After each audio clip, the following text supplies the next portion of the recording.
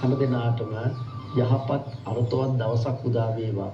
අපේ ජීවිතය යහපත් කරගන්නට හැම මොහොතකම අපි හිතන සිතුවිලි අපිට බලපානවා. චිත්තේන නියති ලෝකෝ චිත්තේන පරිකස්සති. චිත්තස්ස ඒක ධම්මස්ස සබ්බේව වසමන්වගු.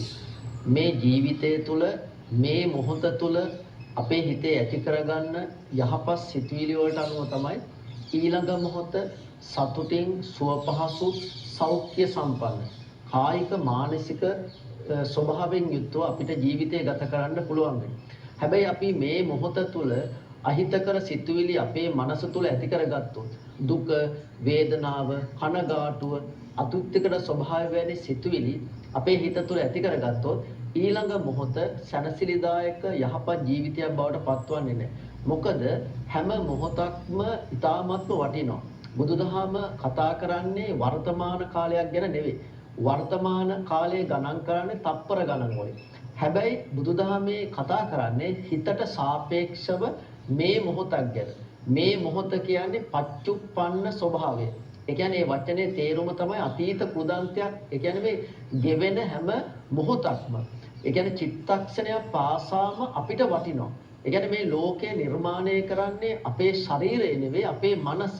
මනස යහපත් වුණොත් තමයි අපේ වාචසික පැත්ත, අපේ ක්‍රියාවන් ඊ타ත්ම යහපත් කරගන්නට පුළුවන්කම ලැබෙන්නේ. මේ ලෝකේ ඉපදෙන හැම කෙනෙක් තුළම හොඳ විභවයක් තියෙනවා.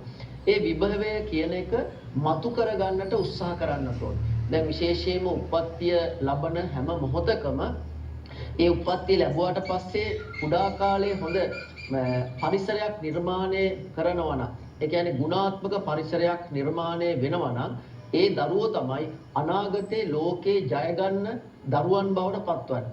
කුඩා කාලේ පරිසරය තුලින් එහෙම නැත්නම් ගෙවල් දොරවල් පාසල මේ වගේ තමන් අත්විඳින ඒ පරිසරයන් තුලින් ඒ සහජ කුසලතා ඇති වෙන සෙල්ලම් කිරීම, ඒ වගේම අන්‍යයන්ට ගනුදෙනු කිරීම, ඒ වගේම ගුණාත්මක දේවල්, අපේ සංස්කෘතික වටිනාකම් මේ වගේ දේවල් දරුවන්ට කියා දුන්නාට පස්සේ දරුවෝ හොඳ ශක්තිමත් මානසික සෞඛ්‍ය සම්පන්න වැඩදායි දරුවන් බවට පත් වෙනවා.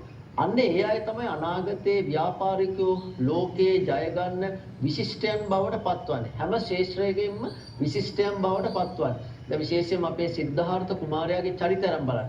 අවුරුදු 16 වෙනකම්ම ඒ සහජ බුද්ධිය ඇතුව උප්පත්තිය ලැබපු අපේ සිද්ධාර්ථ බෝසතාණන් වහන්සේ ඊ타ත්ම ගුණාත්මක ඊ타ත්ම උසස් ජීවිතයක් ගත කරා. ඒ කියන්නේ හොඳ පරිසරයක් ඒ කුඩා අවධියේදී අත්විඳා.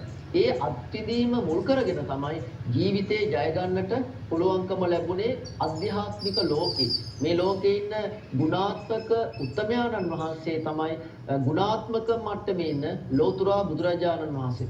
උන්වහන්සේ ඒ මට්ටමට පත්වීමට දුෂ්කර ප්‍රතිපදාවාගේ පූර්ණය කරන්න අවුරුදු 4ක් ඇත්තටම පුළුවන් උනේ ඒ පාරිසරික අත්දැකීමත් එක්ක.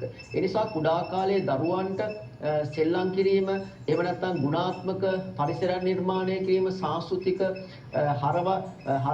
ගුණාත්මක හර පද්ධති පිළිබඳව අවබෝධයක් ලබා දීම තුළ හොඳ ශක්තිමත් දරුවෝ නිර්මාණය කරන්න ඕනේ. අද අපි දකින දෙයක් තමයි ගොඩක් අයට ඒ හැකියාවන් තිබුණත්, ඒ කියන්නේ සමහර හැකියාවන් එනවා. නමුත් වගකීමක් ගන්නට, එහෙම නැත්නම් තැනකට ගිහින් අනිත් අයත් එක්ක අන්තර්පුජ්‍යල සම්බන්ධතා පවත්වන්න මේ වගේ දේවල් වලට හැකියාව ලැබෙන්නේ නැත්තේ ඇත්තටම අර හොඳ පරිසරයක් තියෙනවා. දැනුම විතරක් දෙන්න හොඳ නැහැ. දැනුමත් එක්ක හොඳ ගුණාත්මක ස්වභාවයකින් යුක්ත හොඳ පරිසරයක් නිර්මාණය කරන්න ඕනේ. ඒකනේ කියන්නේ පින්මන්ද පුතුන් 100ක් ලදුවත් නිසරු. ගුණ නැන බෙලේ යුතුයමේ ඊතාගරු. එක පොණු සඳින් දුරු වේලව ඝන අඳුරු නෙකතරු රැසින් එලෙසට නොම වේදුරු. ගොඩක් දරුවෝ නිර්මාණය කරා කියන එක නෙවෙයි. හොඳ ශක්ති සම්පන්න දරුවෝ නිර්මාණය කරන්න ඒක gedara dora පාසල ආදී දේවල් තුලින් ඇති කරන්න පුළුවන්. හැම වෙලේම අංගය කරන්න වටිනාකම් කියලා දෙන්න තමන්ටම නැගිටින්න ඒ පරිසරය හදා දෙන්න ඒ තුලින් හොඳ පුරවැසියෙක් නිර්මාණය කරන්න පුළුවන්.